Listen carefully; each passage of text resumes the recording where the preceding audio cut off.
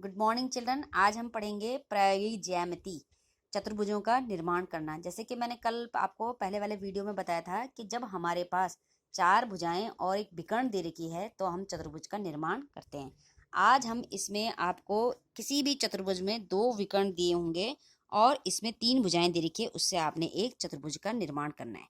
तो उसके लिए हम सबसे पहले क्या करेंगे, जैसे हमारे पास ये है चतुर्भुज लिफ्ट, LIFT है एक चतुर्भुज जिसमें कि हमें इसकी दो विकर्ण दे रखे हैं, लेकिन हमें कैसे पता चलेगा विकर्ण है? इसके लिए हम पहले क्या बना देंगे, एक रफ जो है स्केच कर देंगे, जिससे हमें क्लियर हो जाएगा कि कहाँ पर कौन विकर्ण है। तो जैसे हमें दे रखी है, जैसे जैसे हमें भुजाएं दे रखी है, हमने उन भुजाओं को लिया। जैसे LF है, LF हमने पहले एक LIFT एक चतुर्भुज का निर्माण किया। LF जो है वो हमारे पास विकर्ण है 4.5 सेंटीमीटर। TL जो है ये 2.5 सेंटीमीटर। LI यानी कि ये 4 सेंटीमीटर। IF यानी कि ये 3 सेंटीमीटर और IT यानी कि फिर से एक विकर्ण हमारे पास है। ठीक है, तो इसमें हम सबसे पहले क्या करते हैं बेटा, जो विकर्ण है उसी को, जो सबसे बड़ी विकर्ण है उसको सबसे पहले हम क्या करते हैं, खींच लेते हैं। तो हमने सबसे पहले विकर्ण, क्योंकि हमें रफ से पता चल गया है, तो हमने LF एक विकर्ण खींची 4.5 सेंटीमीटर की।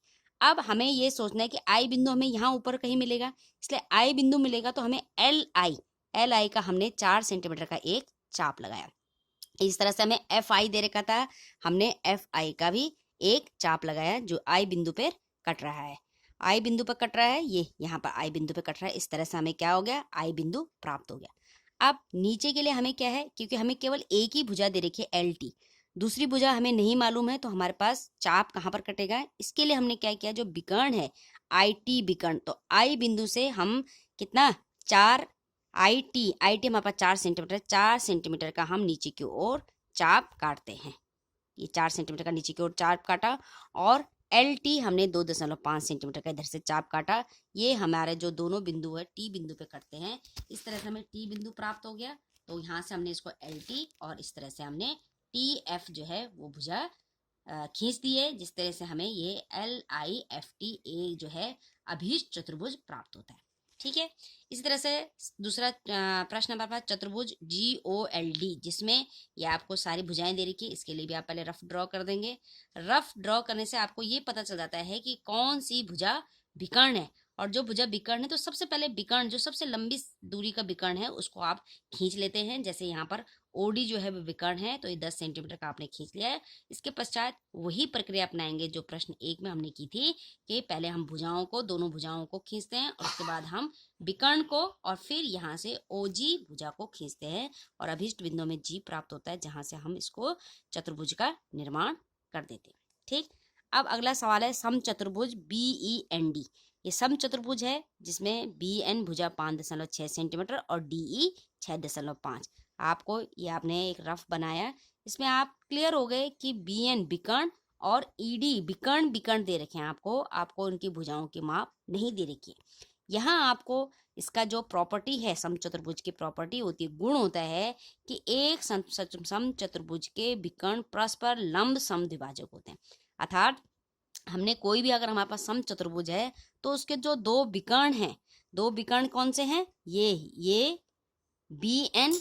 BN और ED जो विकर्ण हैं वो आपस में लंब समद्विभाजक होंगे। लंब समद्विभाजक का मतलब है कि एक दूसरे को 90 डिग्री के अंश पर काटेंगे तथा बराबर बराबर भागों में बांटेंगे, लंब समद्विभाजक। इसके लिए हमने क्या किया, सबसे पहले हमने एक BN जो विकर्ण खींच लिया 5.6 सेंटीमीटर। उसके पश्चात हमने क्या किया, इसको यहाँ से हमने क्या किया, इसको लंब समद्विभाजक किया। लंब समद्विभाजक मैं आपको पिछले उस अध्याय में बता चुकी हूँ। इस तरह से एक चाप ऊपर की तरफ ऐसे लेकर के, एक चाप ऊपर की तरफ, एक चाप नीचे की तरफ, इस तरह से दूसरे बिंदु से एक चाप ऊपर की तरफ और एक चाप नीचे की ओर मारते हैं। ठीक है, और जहां पर ये बिंदु आपको प्राप्त होगा वो क्या है, इसका लंब समद्विभाजक है। यानी कि लंब समद्विभाजक का मतलब है, जो ये लंब है, ED लंब जो है वो BN को बराबर बराबर हिस्सों में विभाजित करेगा। ठीक है, अगर यहाँ पर कोई हम O बिंदु मान लें तो BO बराबर जो है ON होगा। इसी प्रकार अब ये हमारे पास ED जो था वो 6.5 सेंटीमीटर था, तो इसको भी हम दो बराबर बराबर भागों में बांटेंगे, यानी कि 3.25, और इसको मैंने 3.25 का ऊपर एक चाप काटा, नीचे भी 3.25 का एक चाप काटा, तो आपको अभीष्ट बिंदु ऊपर की ओर E और नीचे की ओर D प्राप्त हुआ। आपने अब इन रेखाओं को आपस में मिला दिया तो आपको भुजा EN 4.4 centimetre, DN 4.4 centimetre, BD 4.4 centimetre और BE 4.4 सेंटीमीटर प्राप्त होता है। इस प्रकार आप समचतुर्भुज की रचना कर पाते हैं। धन्यवाद।